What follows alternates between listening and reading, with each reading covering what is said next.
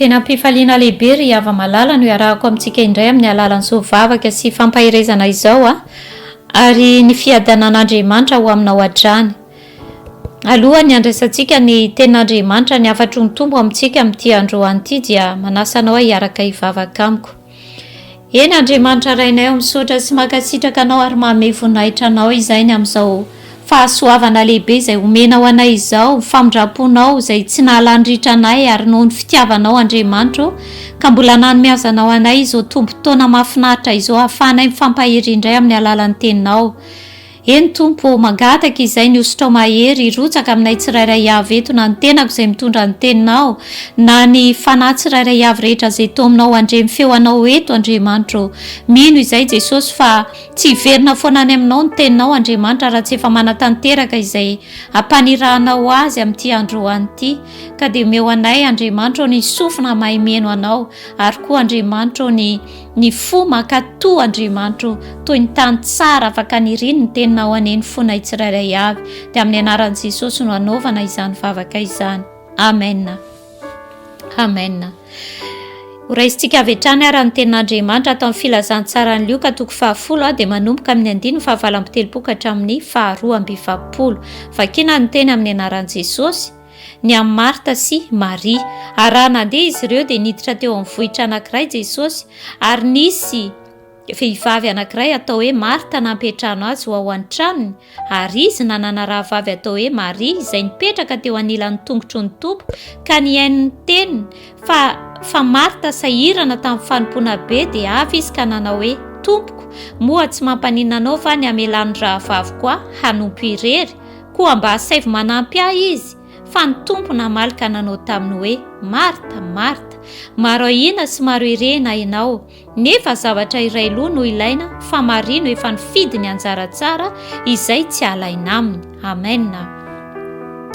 Androany Andriamanitra dia mampirisika antsika hoe hanoka-potoana hihaino ny teniny tahaka amin'ny Maria. Araka ny tantara izay voalaza eto rehefa nampetrahany any Jesosy tao an-tranony Marta dia Maria rahavaviny dia nipetraka teo anilan'ny tongotry ny Tompo ka nihaino ny teniny. Fa voalazan'ny tenin'Andriamanitra fa Marta sahirana tamin'ny fanompoana be. Eto dia ahitantsika karazan'olona anankiroa. Ny anankiray izay nipetraka teo anilan'ny tongotry ny Tompo, izany hoe teo anilan'ny tongotry Jesosy Kristy ka nihaino an Jesosy, nanoka-potoana nihaino an Jesosy. Ary ny anankiray i Marta dia voalaza fa sahirana tamin'ny fanompoana be ary ataoko hoe anisan'izay sorena ihany izy nahitany Maria izay nipetraka nihaino an Jesosy ary niteny ery izy tamin'i Jesosy hoe Tompoko, moa tsy mampaninona anao fa ny amelan'ny rahavaviko hanompo irery koa mba hasaivy manampy ahy izy. Zavatra hita eto dia hoe marina fa amin'ny maha-olombelona rehefa mampetrahan'olona ianao dia mikarakara. Tahaka ny Marta hoe mikarakara sakafo, mikarakara trano, mandray vahiny. Mino fa fatatsika tsara izany hoe mandray vahiny izany, karakaraina tsara ny vahiny. Fa ny zavatra hita dia hoe i Maria dia nipetraka teo anilan'ny tongotry ny Tompo, nihaino ny teniny. Ary rehefa niteny Jesosy, rehefa niteny Marta azafady an Jesosy Kristy hoe hasaivy manampy ahy izy, i Maria zany, dia ahoana hozy izy Jesosy navaliny any Marta, hozy izy Marta, Marta, maro ahina sy maro irena ianao. Jesosy Kristy tsy namaly amin'ny Marta hoe ratsy ene ny ataonao ry Marta na hoe tsy misy valeur ny ataonao ry Marta. Fa ny tiany Jesosy ampitaina amin'asenao amin'ny alalan'izao tantara izao dia hoe ny fanokanantsika fotoana mihaino an Jesosy dia tena zava-dehibe mihoatra noho ny zavatra rehetra, ny fanompoana rehetra izay mety ataontsika ny fanokanana fotoana mihaino an'Andriamanitra dia tena zava-dehibe mihitsy mihoatra noho ny fanompoana izay ataontsika. Ary ny tenin'Andriamanitra atao amin'ny Samoela voalohany 5:10 dia ny 2:20 vakitsika amin'ny anaran'i Jesosy Kristy.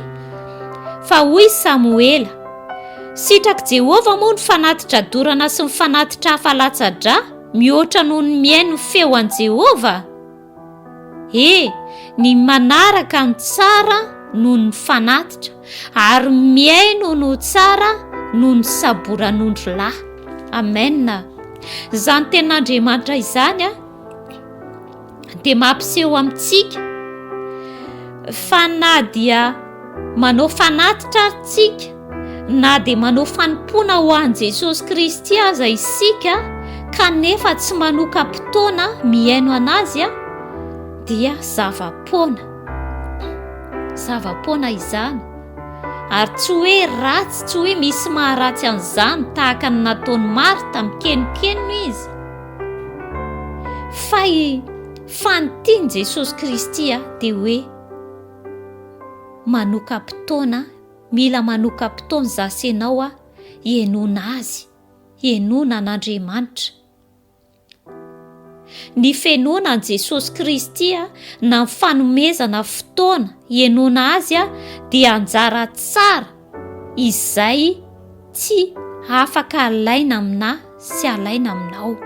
Anjara tsara avy amin'Andriamanitra, tsy anjara tsara avy amin'ny olombelona, fa anjara tsara mihitsy avy amin'Andriamanitra, tahaka ny Maria izay nifidy, nipetraka teo amin'ny tongotry ny Tompo nihaino ny teniny, nipetraka teo amin'ny tongotry ny Tompo ka nihaino ny teniny, izany hoe nanetry teny izy nihaino an'Andriamanitra. Ny fanokanana fotoana dia fanokanana fotoana mihaino an'Andriamanitra dia tena sarobidy, ary manetry tena eo amin'ny tongotry ny Tompo mihaino azy dia tena akasitrahany Jesosy Kristy. Ka androany Jesosy ianao izay mandray izao fampahirezana izao dia manokana fotoana mihaino an'Andriamanitra. Ary ny fiainontsika an'Andriamanitra dia fanajantsika anazy, satria ny olona anankiray rehefa miresaka, raha misy olona anankiroa mifampiresaka, dia rehefa miteny ny ray dia mangina ny ray, ary rehefa isika miresaka amin'Andriamanitra dia mihaino antsika Andriamanitra. Fa izao ianao izay miresaka amin'Andriamanitra, mba manoka-potoana ve tsika mihaino an'Andriamanitra, manakambara amintsika koa ny Andriamanitra tahaka ny fananantsika ambara aminazy. Haleloia. Ka androany Andriamanitra dia mampirisika anao hoe manokana fotoana, manomeza fotoana hiainona an'Andriamanitra.